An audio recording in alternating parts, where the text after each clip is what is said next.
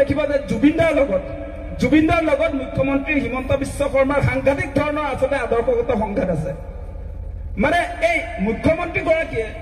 ৰাতিপুৱা শুই উঠাৰ পৰা ৰাতি শুৱালৈকে প্ৰতিটো মুহূৰ্তত আপোনাৰ মিয়া মুছলমান নকৰিলে তেওঁৰ চাগে ৰাতি টোপনি নাহে তেওঁ আৰম্ভণিতে একেবাৰে মিয়া মুছলমানৰ পৰাই আৰম্ভ হয় মানে জুবিন দাই তাৰ এগেইনষ্টত গৈ আপোনালোকে নিশ্চয় জানে যে হিন্দু মুছলমান নচলিব বুলি কৈছিলে এইটো আচলতে আদৰ্শগত সংঘাত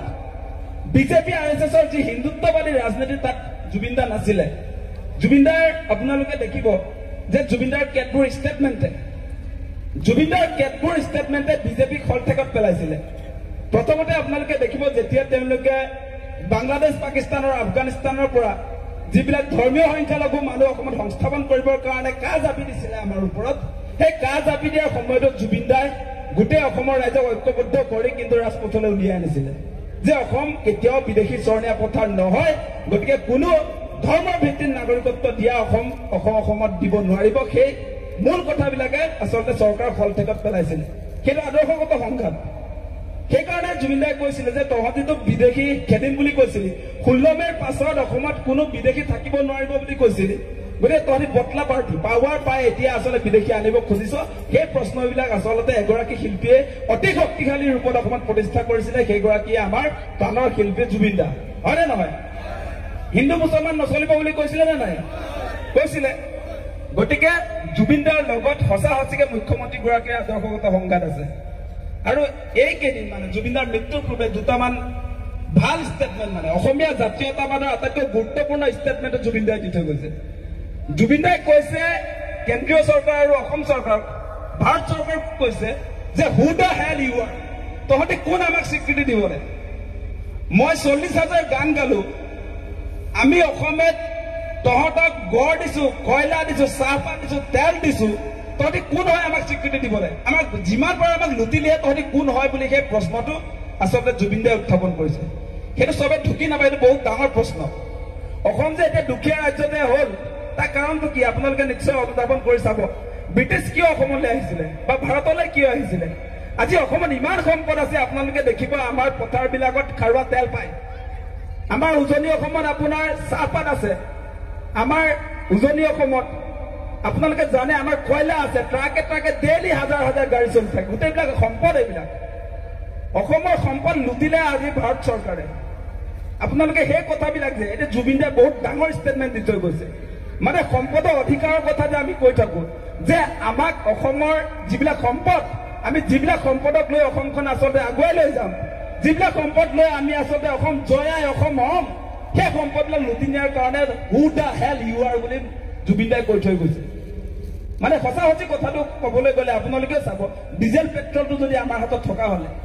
আজি আপোনাৰ চাহপাতৰ ৰয়েলটিটো যদি অকল আমাৰ হাতত থকা হ'লে আজি কয়লাৰ ৰয়েলটিটো যদি অকল আমাৰ হাতত থকা হ'লে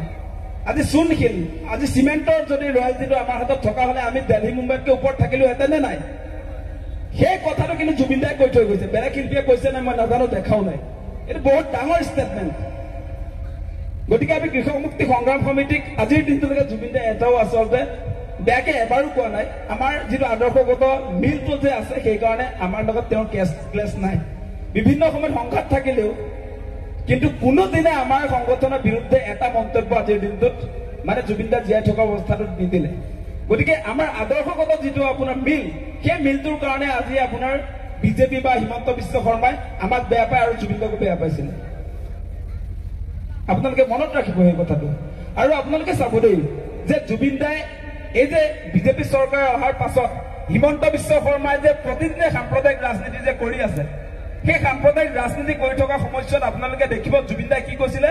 যে মোৰ কোনো জাতি নাই মোৰ কোনো ধৰ্ম নাই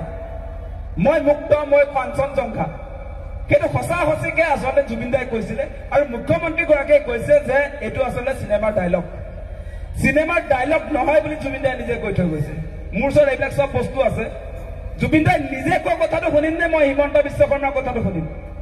জুবিন দাই নিজে আচলতে যিবিলাক মন্তব্য দিছে তাৰ বিশ্লেষণ দাঙি ধৰিছে জুবিন দাই যিবিলাক কথা কৈছে ৰাইজক সেই কথাবিলাক আচলতে কি সেইবিলাক ধুনীয়াকে বিশ্লেষণ দাঙি ধৰিছে মানে জুবিন দাই আপোনালোকে নিশ্চয় জানে তেওঁ নিজে কেইবাটাও সাক্ষাৎকাৰত কৈ থৈ গৈছে যে আমি মানে ধৰ্ম জাত পাত সেইবিলাকক লৈ কেতিয়াও বিভাজন হৈ থকাটো উচিত নহয় সেইকাৰণে তেওঁ সাম্প্ৰদায়িকতাৰ বিৰোধিতা কৰিছিলে আৰু সেইকাৰণে তেওঁ ব্ৰাহ্মণ সম্প্ৰদায়ৰ সন্তান হোৱাৰ পাছতো আচলতে তেওঁ লগুণ ছিঙি দিছিলে সেই লগুণ ছিঙি দিছিলে আপোনাৰ তেওঁ হায়াৰ ছেকেণ্ডেৰী ফাৰ্ষ্ট ইয়েৰত পঢ়ি থকা সময়ছোৱাতে গতিকে সঁচা সঁচিকে তেওঁ মানুহে আছিলে মানৱ ধৰ্মী আছিলে তেওঁ মানুহক সহায় কৰি ভাল পায় এগৰাকী মানুহ সেইকাৰণে দেখিব মানে সঁচা সঁচিকে জুবিনদাৰ ক্ষেত্ৰত যদি আপোনালোকে চাই তেওঁ সাধাৰণ মানুহ নাছিলেই গতিকে সেইকাৰণে আপোনালোকে দেখিছে মৃত্যুৰ পাছতো জুবিনদাৰ যি আচলতে জীৱন্ত কালত বিচাৰিছিলে সেই তেওঁ মৃত্যুৰ পাছত আপোনালোকে দেখিব প্ৰায় 10-15 লাখ মানুহ হিন্দু খ্ৰীষ্টান জৈন পাৰ্চী বৌদ্ধ মুছলমান সকলো একগোট হৈছিলে নে নাই একগোট হৈ এনেকুৱা নজিৰটোতো অসমত নাই জুবিনদাই সেইটোৱে বিচাৰিছিলে